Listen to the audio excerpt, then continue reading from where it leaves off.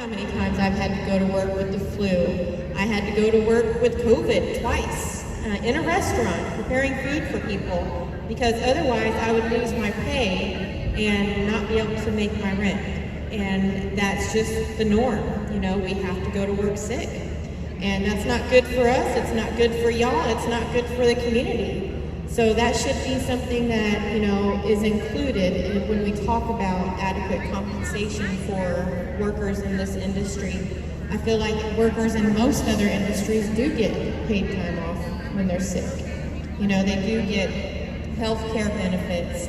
They do have things like fair scheduling, I think, is another thing that's really important to the service industry. A lot of times, we don't even know what our schedule for the week will be until the day before that week starts.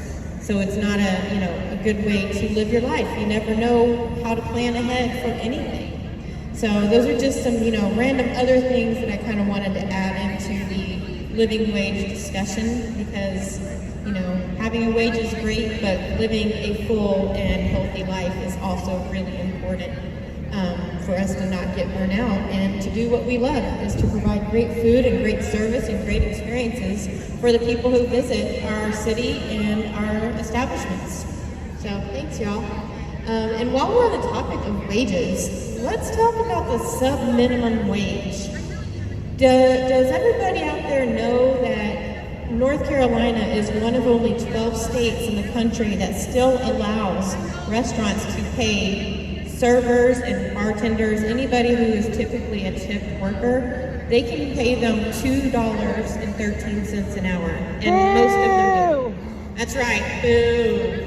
And what is that, $2.13 an hour? I mean, I started serving at a truck stop in San Antonio when I was 18, 32 years ago, and I was making $2.03 an hour. So we've gone up 10 cents in 32 years. So all that to say, and another thing also is that this practice of, paying a sub-minimum wage, it comes from the Jim Crow era and is deeply rooted in racism and sexism. And so my question to the panel is, how would y'all feel about abolishing the sub-minimum wage? We would still get tips, but we wouldn't be solely reliant on the generosity of our guests to pay our wages. I know, for sure that many customers resent the fact that businesses are offsetting their labor costs to them if they are aware of it, like businesses are relying on their customers to pay their labor costs. And my argument has always been, it works in other states to pay your employees an actual wage, and the businesses are still thriving. And so if they can do it there, we can bring that same business model here and make that work. There is legislation in the General Assembly right now that would abolish the sub-minimum wage and help businesses to offset the cost during the transition. And that same legislation would also increase the state minimum wage, which is $7.25 an hour, and the federal minimum wage, and it hasn't changed since 2009. Just wanted to throw that out there. While housing costs have gone up about 210% in that time. So, all that to say, how do y'all feel about abolishing the sub-minimum wage? So, I'm very pro abolishing the sub-minimum wage. And I kind of want to paint two pictures for the audience. So the first is you're making sub-minimum wage. I had a roommate who used to make this, I'll call it out, at the Grove Park Inn at one of the restaurants. And basically she was an independent contractor working in the Grove Park space, right? The Grove Park was paying her $2 an hour, nothing. So her whole shift was spent trying to impress and bend over backwards to get enough money from mostly the tourists who she was serving, and she was exhausted, and she described to me a work environment where everyone basically was out for themselves because they were just making the money from their tables. The flip side of that, which has been my experience more recently, is if I know that I'm going to take home basically enough money at the end of the day, I can have basically the dignity of a workday that people, I think, do in an office, where like there's ebbs and flows of the service, and I'm not like, oh my god, no one's come in, or oh my god, this person was really rude and didn't leave me any change, and just the peace of mind and security that comes with being paid by your business is like, just unspeakably different from the stress of relying on your customers.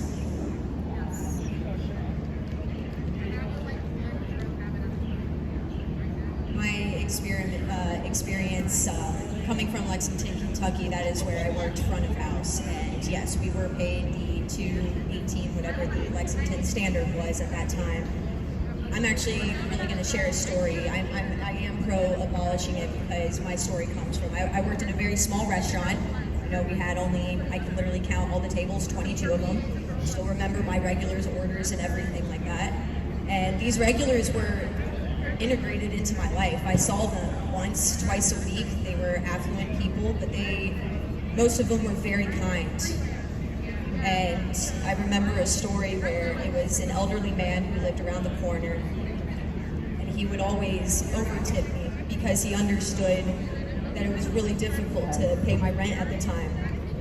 And eventually one day he pulled me aside and said that he was losing money, and it was hard for him, and he felt terrible that he was unable to help me and my restaurant fellows out, and to rely solely on someone's generosity, especially when they are genuinely kind too.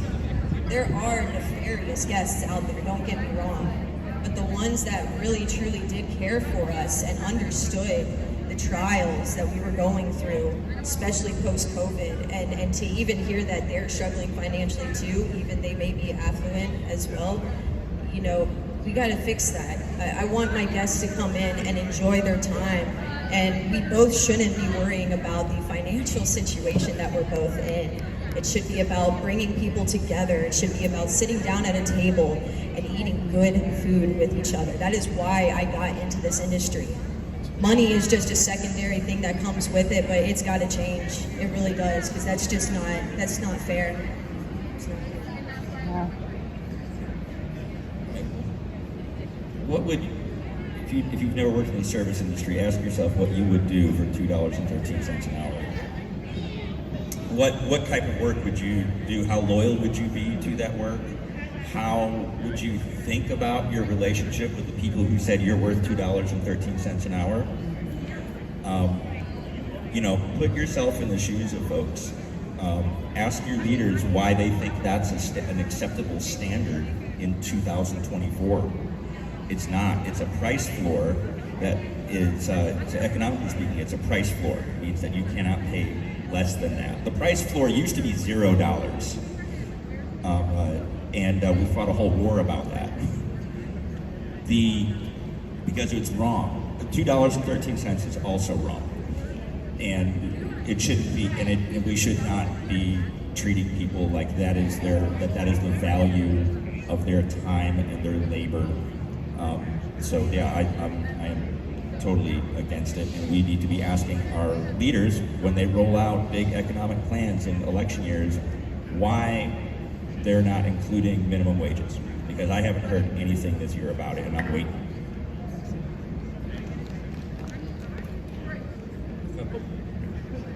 A couple points. What we're seeing over and over again is a trend that business owners want to cycle money around through working people and take the top off for themselves. We see people dependent on the kindness of other people to get by and get their money, who are usually also other working people. The point is that nobody should have to be charismatic to pay their way. And if something crazy happens, I remember when I used to serve tables before I started cooking, during an eclipse, I got one table the entire night. And if you're being paid $2 an hour and you get one table, you're going home with like $30. You could literally make more recycling or begging on the street. It is absolutely ridiculous that we're expected to live like this.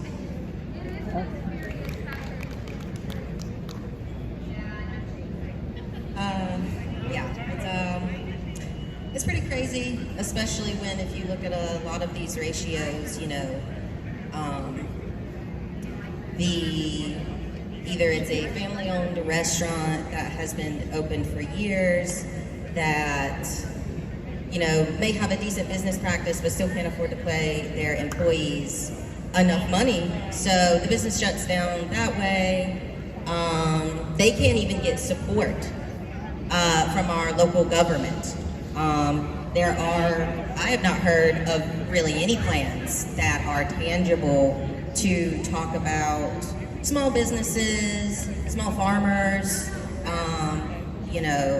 takeaway places that have any kind of support.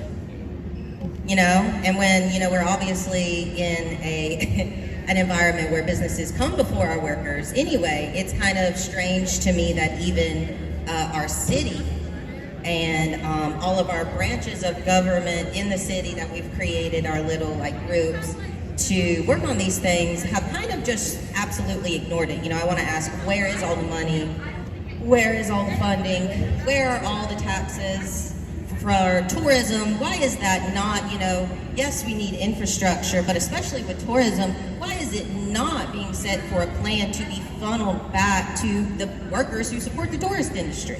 It seems very simple, very right in your face that this should be happening. And, a lot of, especially on the other panel I went to, it was actually a really good talk, but a lot of what the conclusion kind of was that all we can hope for is people, pushing new legislation and trying to get these things enforced. But it's not fast enough, and it's absolutely a slap in the face.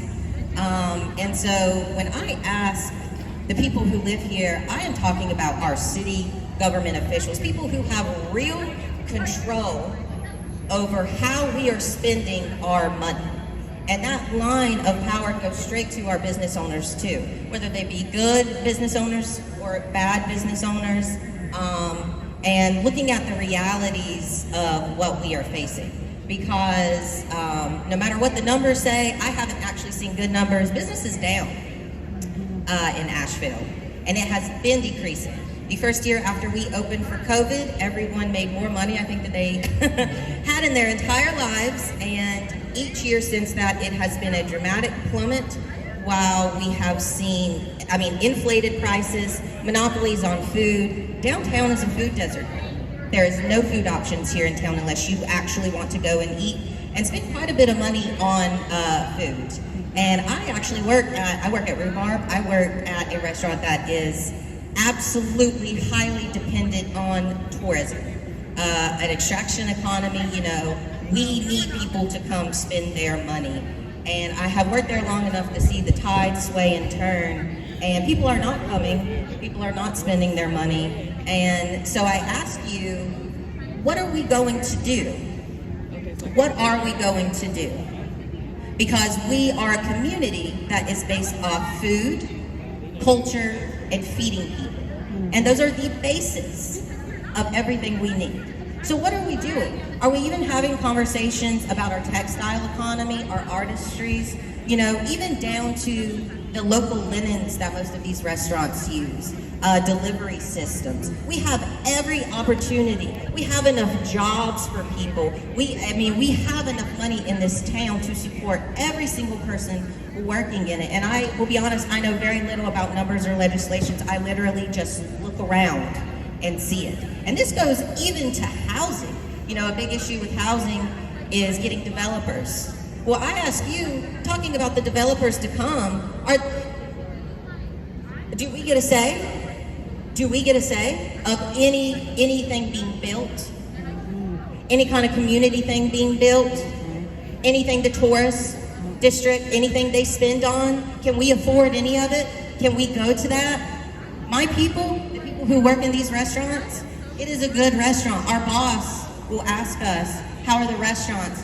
How has everything been when you've gone out to eat? Boss, we can't go. It's expensive. We can't go. We're eating at home. We're cooking at home.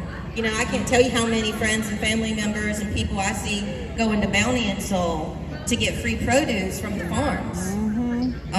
So, I don't have number solutions, but I am not blind.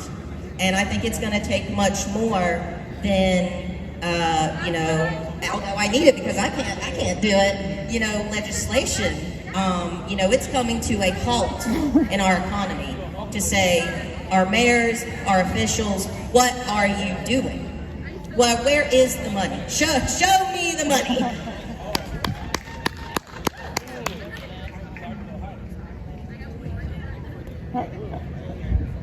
All right, well, I would like to see that wage abolished. I have a lot of friends that are servers and bartenders, and on the days when it's slow, they really feel Go it. get a real job.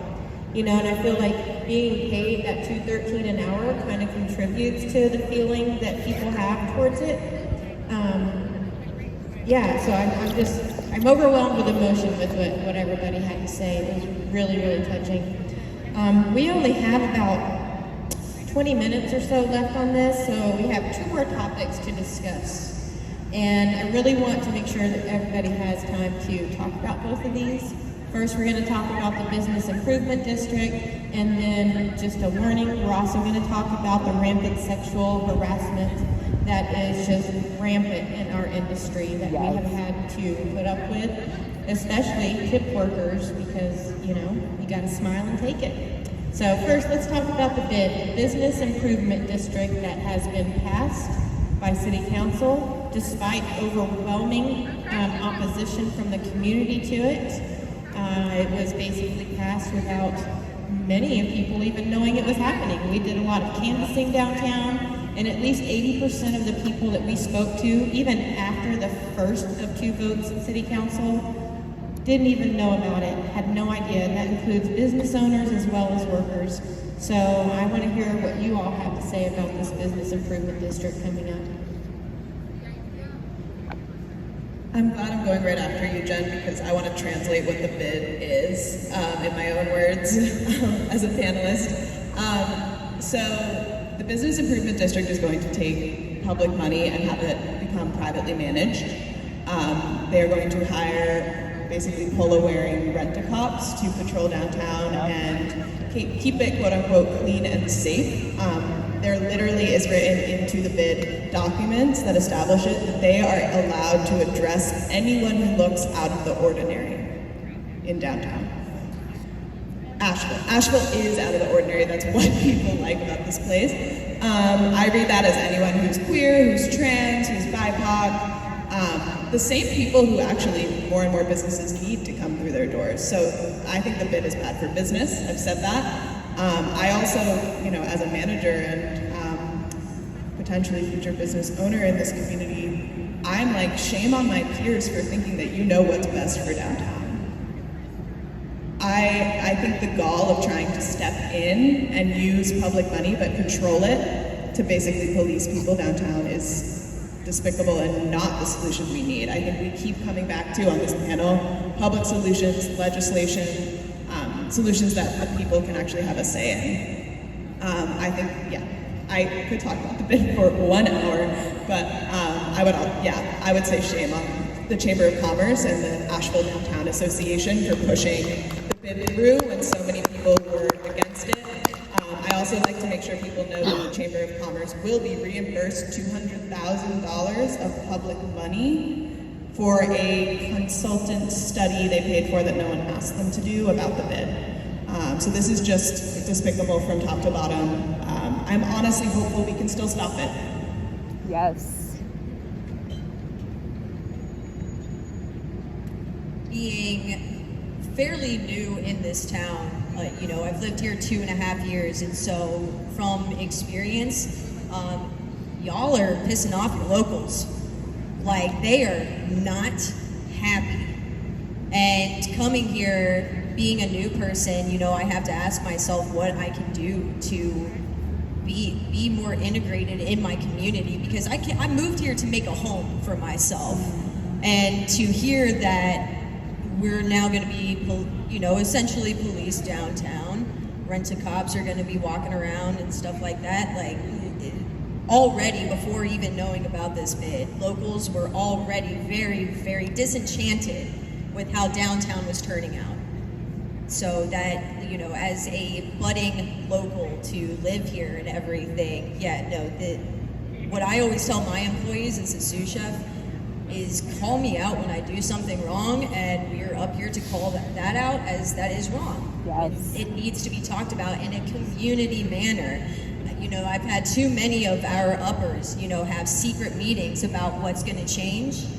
Why were we not collaborated with? Why were my employees not informed that there was going to be changes in policy and everything? It's just common sense to me that we collaborate and we have a conversation first. Yes. I want to comment on the local nature of this particular bid. There's bids all across the country.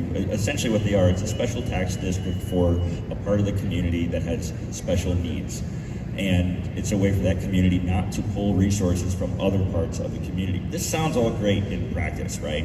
And this is just like the bare structure of what a bid is. But who it's for and what it claims to do and who is in control of that money were local choices that were made that I highly disagreed with, because they just do more to disenfranchise the people who are actually working in this town and actually understand this place. People who care about the quality of life here, not just about the stack of profits. Mm-hmm. And it was really clear when the chamber did their survey that they asked building owners and business owners and the people who actually operate those businesses on a day-to-day basis certainly didn't seem to be reflected in that. And there's a lot of cool things bids can do, actually. They can plant flowers and decorate and make they plant trees. They can do all these really cool stuff, and the proposal contains none of it.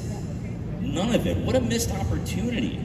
It's an incredible missed opportunity, and the reason that it's a missed opportunity is because it was missing us. It was missing the voices of people who work here and people who are just trying to live here. The initial proposals basically made it so that you had to be a millionaire to have control over that money. You have to be. There's already enough. Those folks already have enough power about our future. We can't make this world a better place if we just give them more power and more public money that renters and our customers are going to pay for, and it puts more pressure on businesses that they're going to feel like they can't give raises to their employees because their taxes are going to skyrocket this year. So we're the folks who are going to end up paying for it in the long run, and we don't get control over it. And that's just wrong. That's the wrong type of world. That's the wrong type of direction for our city to go in. And I'm very disappointed that so much support came from the existing power structures and so little voice of people like us were included. I would have been thrilled to see the bid do any of the things that was just mentioned, flowers or cleaning up or getting people in touch with resources or anything else. What it seems to be is just sort of a war on unhoused people in nice clothes. We're misappropriating huge amounts of public funds to over-police our downtown area.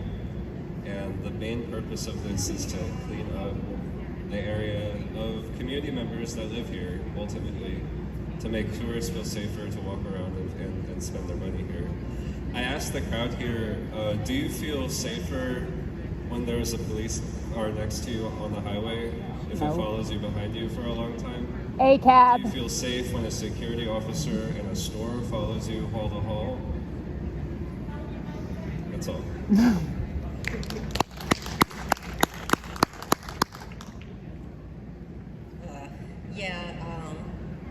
The bid is kind of mind-boggling to me because, as you said, it, in long term, but a very short term, it will actually hurt a fair amount of the businesses within it in downtown, because you do have to be a millionaire and more to participate in any way.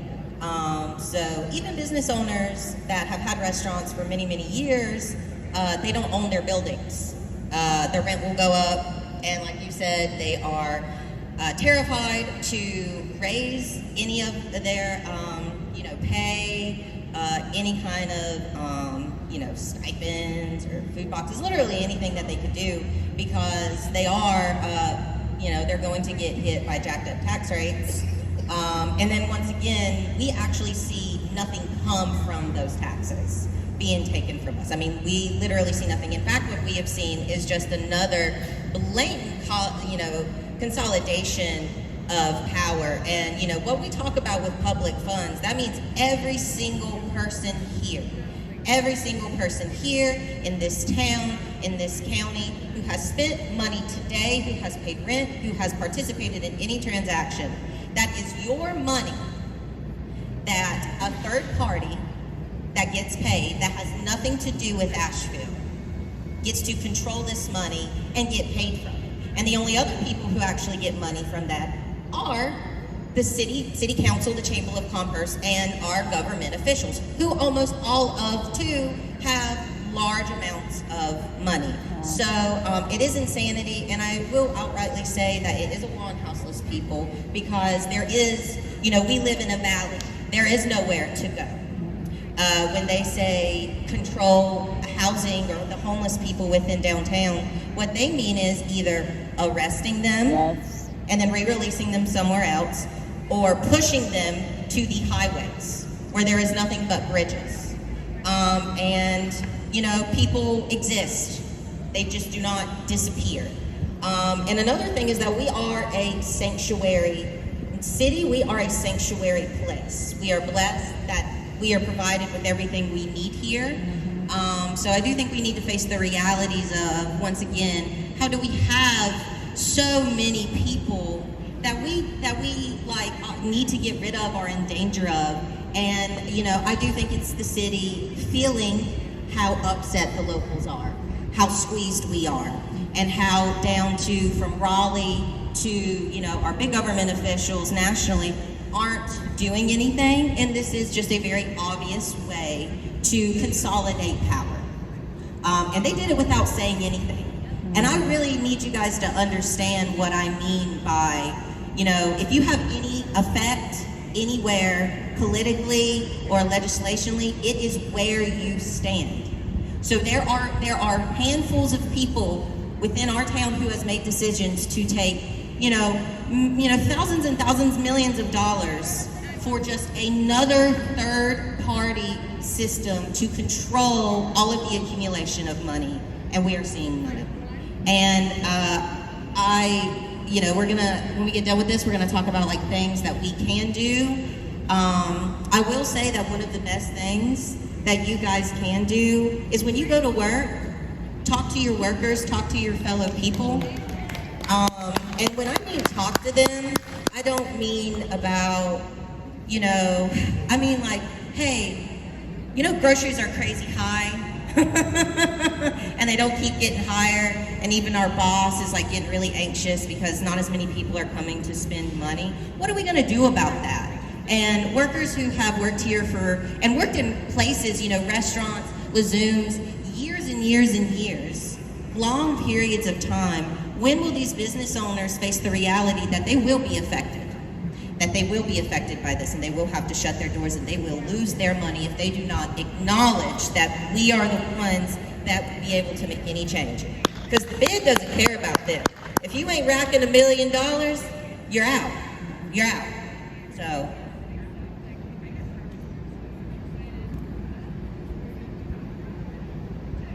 I very much do not like the idea of more uniformed enforcement on the streets. Even as I have previously been a victim of violent assault while walking in this city. I cannot drive.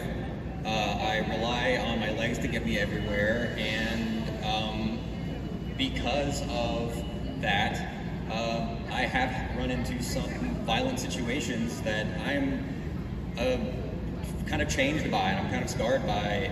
But I don't think that adding law enforcement on the streets like that is going to solve those problems. I think we just need to invest more into programs that are going to help lift people out of these situations and out of poverty, and to help rehabilitate them from the things that they're struggling with. And instead of moving people off the streets and underneath bridges. We need to actually provide them some form of, opportunity to work, to free themselves from their situation. And on top of that, as somebody who cares a lot about particularly LGBT issues and the like, I think that adding more law enforcement is going to, I think that people, people of color and LGBT people and creative people who like to, express themselves through their clothing and things are going to be targeted instead of people that could be dangerous to these people in law enforcement. I think that they're going to see a threat and ignore it, and they're going to see something that they can bother it. So I don't think that that's the answer. Great point.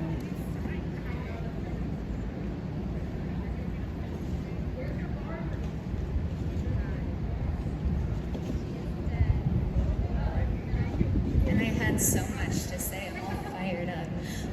First of all, yeah, it's blatantly classist and racist and just needs to be addressed because it's been brought up so many times.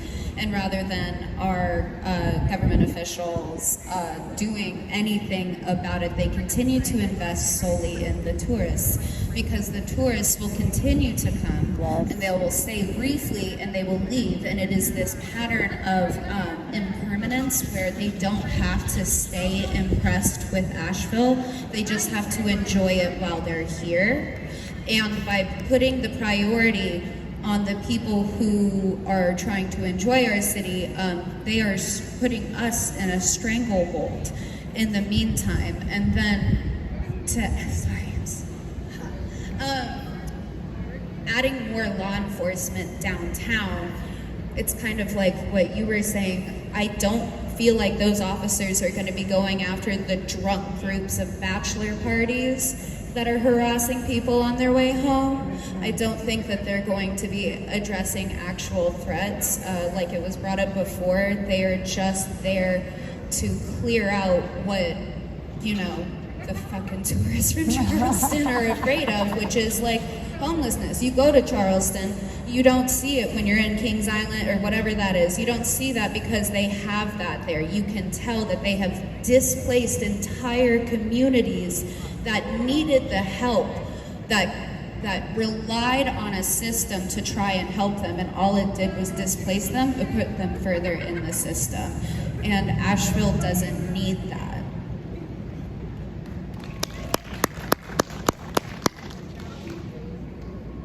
Well said, y'all. I feel like we could talk about the bid for, like Gab said, the entire hour. The bid is crap. I don't know if y'all saw the big poop emoji walking around downtown. Bid is crap. CRAP, corporatization, redlining, and privatization. Right? Yes, I got it finally. So just remember that. I do want to respect everybody's time. I know that one of our panelists, Andrew's, got to get to work soon. So we'll just kind of go out of order with this next topic, if that's okay with everybody. And we can spend some time talking about this. But I feel like it's really important because we brought up some, important topics. And we talked about tip culture a little bit and what we have to do to earn the generosity of our customers. And a lot of that has to do with sexual harassment, and we not only experience it from our customers, we experience it from our managers, from our coworkers, and in my 30 years in the industry, growing up, it was just the norm. I knew that going to work, I was going to get smacked on the butt several times. I was going to get lewd comments made. I also knew that if I was particularly in need of extra tips, I could put pigtails on and extra makeup and show a little more cleavage, because that's kind of what you had to do. But I am on a mission to make that not the norm anymore. It's not okay. We should not have to do that to earn a few dollars from the table. We shouldn't. We should be paid a wage and not have to rely on that. Anyways. And also I do want to point out that a lot of our non-gender conforming coworkers and friends and siblings, they deal with it on an even higher basis. Like, it is unbelievable the way that some people feel entitled to harass those people even more. It just makes no sense. Like, they just feel like they have a license to do so because they're different than they would think is quote unquote normal. Yep. So, I want to ask the panelists, what do you want the public to know about this issue? And how should we address this issue to change the fact that it has been historically seen as the norm in our industry? Andrew, go ahead, and then we'll pass it this way. Yeah, so I work in the trenches of tourism. I'm in there doing hand-to-hand combat with bachelorette parties. I gotta, as soon as I leave here, I gotta go and do a tour that leaves at 1:30. And I have been groped and sexually assaulted by customers. I know sometimes there's a lot of within the industry between employees and within coworkers. That does not happen at the Zoom that I've ever known about or experienced. But I have certainly experienced it from customers. Rich white ladies in their 50s, I look out for. That is in traveling in groups. They feel completely entitled to 100% of me after they pay their ticket. And I have a zero tolerance policy with it. I can tell when it's an accident. I can tell when it's on purpose. I can tell when someone feels entitled to touching me. And the first thing I will say loudly to them when this happens, I will say, if you saw me touch the waitress at the restaurant like that, what would you think of me? That's what I think of you.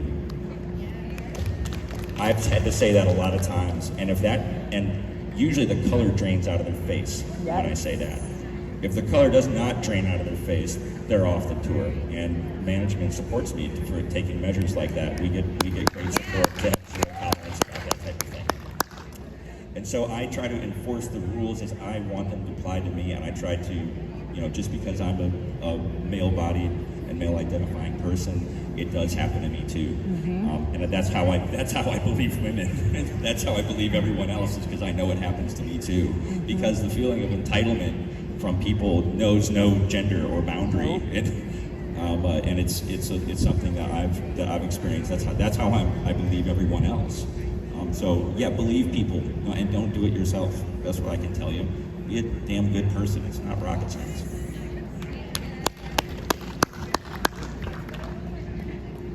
A note to those affluent white ladies too.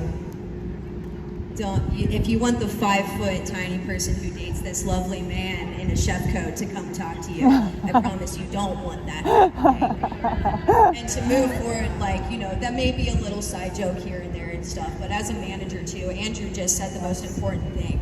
I believe every single one of my employees, when they come and tell me that their customer is doing something inappropriate, they feel uncomfortable, they can't even name why, I am there for them 110%, because I have also come from working front of house, and let me tell you, just loud enough for men to hear in the back, what I wear that day does not give you the right to impede on my space. That is just it, period. You do not have that right. You are not entitled to it. I had to do that, as Jen said, because I relied on the generosity of people. But that does not give you a right to impede on my space, on his space, on anybody's space. End of that. Yes. I'll be super brief. I particularly have been in the beer industry my whole career.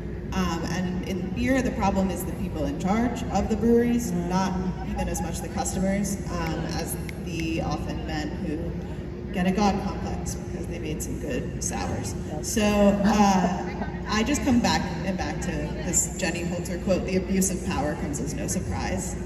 So how do we keep the people in power accountable? Yes.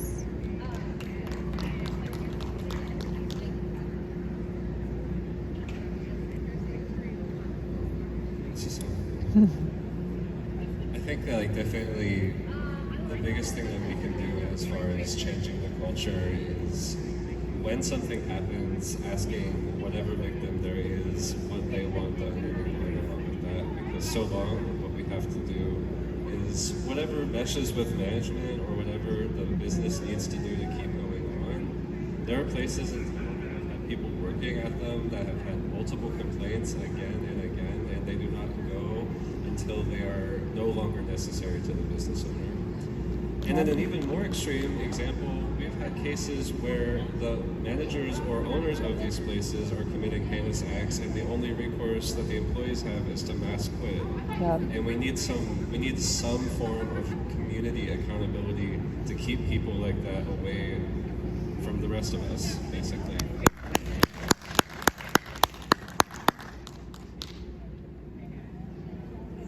Yeah, it's just kind of absolutely inexcusable. And I am a non-binary person. I use them, they pronouns. I've been on hormones for about 2 years. And, I've actually been really fortunate to not face a lot of these issues that my peers have. I've watched them face and have to help them deal with them. But there have been several instances where, people have been harassed outside of their jobs from employees to bosses. I think there are several business owners in Asheville who own multiple businesses that, are sexual harassers themselves. But the biggest trend I see, especially in the kind of restaurant I work in, is that we rely on physical labor, the people there. We literally rely on every single one of them to be there. And although we have gotten a lot better about by really actually respecting people and letting them have time off, what I see most of the time is that abusers, harassers, disgusting behavior from people are excused because they are needed for their labor. And I would like to ask, why is this? Why do you do this, business owners? Why do you think that keeping a human being who is terrorizing an incredible staff of queer people and non-binary people that are talented and wonderful, why do you think that that will work out for you financially, business-wise, in the end of it? Because, like Anna said, mass quitting has been one of the only options that people have really come to with because of how severe this harassment has been. And something I see a lot is that we have so many avenues of connection outside of work, like Instagram, Facebook, things like that. Harassers will target people and use it outside of the workforce. So what are these businesses doing to protect their workers, and what kind of policies, and I mean hard paper, typed out, written out, what do we do when we allow someone on our ship and at the first moment we see that they are not safe? What do we do? How do we handle it?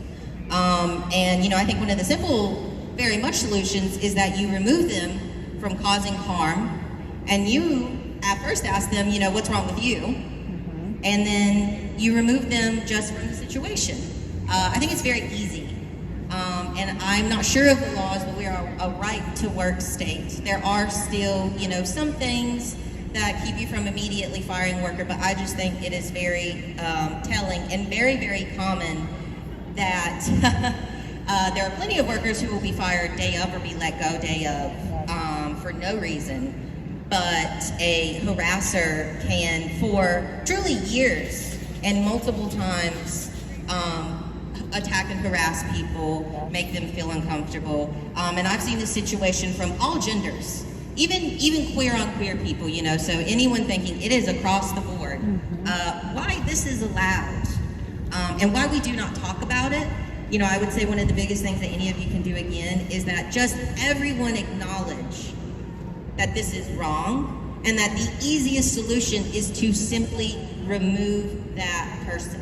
Remove that person, find out what happened, and then have a conversation of, how do we tell what is going on? How do we make sure that our people are safe and protected? and really have conversations about the differences between front and back of the house. Because as a queer person, there are vast lines drawn by how you are respected when you work in the service industry, depending on what you do. Because I think we still see a lot of times, and thank God that is changing, but we still see a lot of times that when men cook, it is an art form, and when women cook, it is expected. So I see that very rampantly throughout the industry. And it's just kind of ridiculous. It's a pause to service.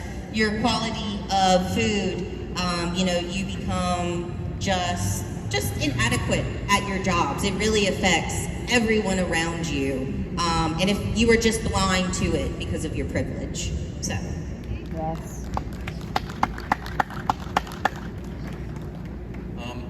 I'll keep it brief. I just think that every single person should be able to wear clothing that allows them to express their personhood without fear of harassment whatsoever. That's all. Okay.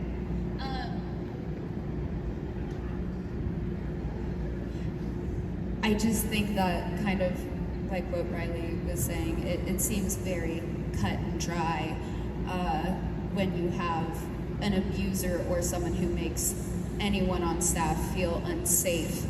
And so many great things were said, so I guess what I want to share to you guys, something that you can do.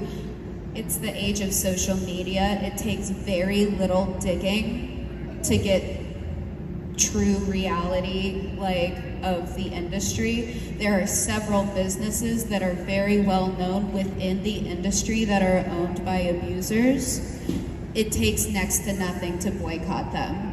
Your money is the power that you have, and while the tourists don't know and don't care, this is your community, and by continuing to support businesses that are run by predators or abusers, you are giving them the ability to continue to run their business and hire potential people who will be victims at their hands. So please just look into your community, read into the local businesses that you support, because like I said, it's a small town, word travels fast, and as long as you have a semblance of awareness, you can help us in the industry by where you put your support.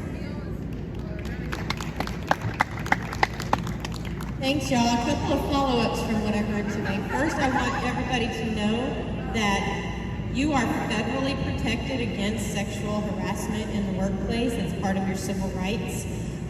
It falls under the discrimination against sexual identity. So you are federally protected, even in a right-to-work state. So don't take it. And I also want folks to know that Asheville Food and Beverage United has partnered up with Our Voice. And they have created a workshop specifically for the restaurant industry called 86 It. For those of you who may not know, 86 is a term in the restaurant industry for get rid of, we're out of, it's sold out, kick somebody out. So the workshop is called 86 It, Ending Sexual Harassment in the Restaurant Industry. Support that work if you can. Spread the word about that workshop. We're going to be doing it a couple more times this year, hosting that workshop for free for our community. We're also, Asheville Food and Beverage United is working on a campaign to promote a list of known offenders and abusers in this industry, because there are a couple that are particularly egregious offenders. So stay on the lookout for that, and don't give your business to those people. So I just want to end this panel with really a heartfelt, deep gratitude for everybody who showed up and shared and was so vulnerable with your thoughts and your feelings and your opinions on these really important subjects. You know, these are not hard, these are not easy topics to discuss, especially on a stage. You know, I'm really just honored and touched that y'all came out here. And so some action items that we want the public to take is, first and foremost, support living wage certified employers. You can go on the Just Economics website and look up certified living wage employers. That means that they are paying their employees a living wage, or, as Anna pointed out, they are making sure that your tips plus your wage at least equal a living wage, which I personally, outside of my role as a staff member of Just Economics, feel like that should change. That employers should actually pay a living wage. And you can also support legislation in the General Assembly. Let your legislators know that you support abolishing the sub-minimum wage and raising the minimum wage in our state from $7.25 an hour to a living wage for all. And be kind. I think that's the biggest thing I want y'all to do, is take this and be kind to service workers. We work hard because we love it. We love serving you, we love preparing food, and we love creating great experiences. So thank you all so much. Oh, hold on. Adele has one final takeaway. And I guess we can pass it around if everybody has time. If anybody wants to say one final thing, why not? Let's hear from everybody, right? I believe my fellow panelists actually said it best, because I agree 100% with this. Stay in hotels, not Airbnbs. Please do not support Airbnbs. These people do not live here. They are not community members. They are somewhere out there in the country. Stay in hotels. Support the employees that are here for you, to give you good service and to make your stay in Asheville worthwhile. So we want you to come back and help us out. Don't support Airbnb. Stay in hotels.